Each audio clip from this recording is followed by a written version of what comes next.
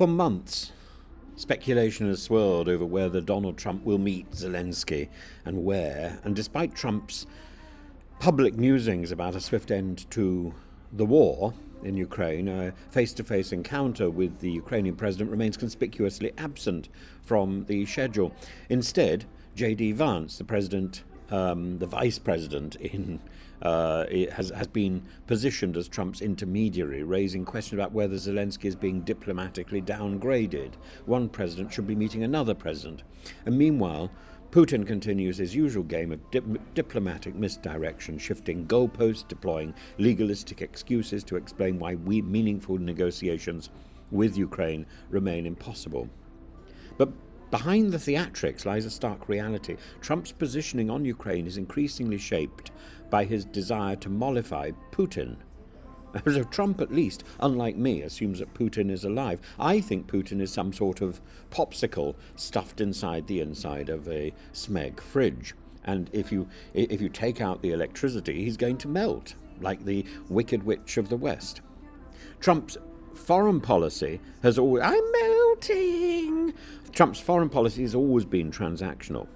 His recent comments about Ukraine may be Russian someday reveal a quite disquieting ambiguity about the sovereignty of an embattled nation. And more troubling, however, is his suggestion that US military aid should be repaid with Ukrainian natural resources, specifically rare earth minerals. This aid for assets proposal reframes support for Ukraine not as a moral, ethical, strategic imperative, but as a business deal. And I find that uncomfortable. Zelensky, for his part, has pragmatically embraced the economic argument, signalling Ukraine's willingness to grant American companies privileged access to those resources in exchange for continued US military backing. But this approach risks playing into Trump's narrative that Ukraine is a debtor nation that owes the US something in return for its survival. Enter J.D. Vance, a staunch Trump loyalist, self-styled realist on Ukraine, and his forthcoming meeting with Zelensky at the Munich Security Conference suggests that Trump is keeping the Ukrainian leader at arm's length while assessing what kind of concessions might be extracted. And if Trump is serious about ending the war, Vance's role could be that of a bridge builder. But if this meeting is merely a fig leaf, it may signify something else, an attempt to subtly reposition the US closer to Moscow's preferred outcome. And meanwhile, Putin has been making his own strategic calculations. He continues to insist that Zelensky is illegitimate because of Ukraine's wartime suspension of elections, as if elections matter to Putin. It's a claim that conveniently sidesteps the fact that martial law makes normal democratic processes impossible, and that Putin is the person who forced that martial law into existence. And yet Putin is eager to engage with Trump, recognizing in him a leader more willing to negotiate on Russia's terms. Added to the intrigue, figures associated with the old Minsk agreements, a failed attempt at brokering peace between Russia and Ukraine, have surfaced in discussions around a Trump-led negotiation process. And this raises concerns that Trump's version of a settlement could mirror the Minsk framework, which effectively froze conflict without resolving core issues.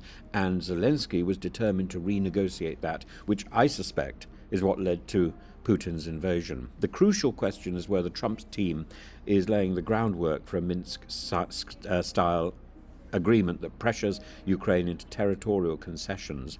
And if Vance's Munich meeting with Zelensky signals such an approach, it would mark a dramatic shift from US policy under Biden, which has firmly rejected any settlement that cedes Ukrainian land to Russia. Putin, ever the tactician, now claims that negotiations are impossible because Ukraine has a law prohibiting talks with Russia while Putin remains in power. The argument is, at best, a legalistic smokescreen, particularly if Putin is actually dead. Zelensky has countered this that this decree simply ensures negotiations occur through official government channels rather than through backdoor diplomacy. But Putin's goal is not clarity, it's confusion. And once this excuse collapses, a new one will emerge, as we've seen repeatedly.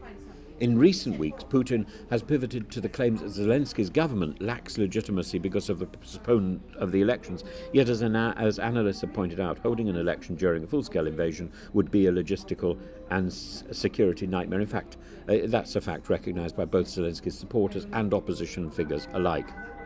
Trump's approach to Ukraine is no longer just about securing peace. It's about redefining America's role in the conflict, and his apparent willingness to entertain Putin's arguments, coupled with his reluctance to engage Zelensky directly, suggests that his administration may chart a radically different course from Biden. For Zelensky, this poses an existential dilemma. If Trump insists on a deal that favors Russia, Ukraine may find itself facing diplomatic isolation. If, however, Trump believes there's a financial or strategic gain in backing Ukraine, Kyiv may secure continued support, albeit with strings attached. So, will Trump and Zelensky meet? And when? Perhaps. But if J.D. Vance is being positioned as the main conduit, then the Ukrainian president may find himself increasingly sidelined.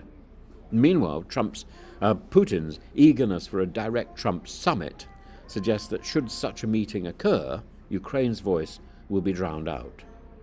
For now, all the signs point to a shifting diplomatic landscape, one where Ukraine is expected to kowtow, to make concessions, Putin is given a platform, and Trump plays the role of master deal-maker.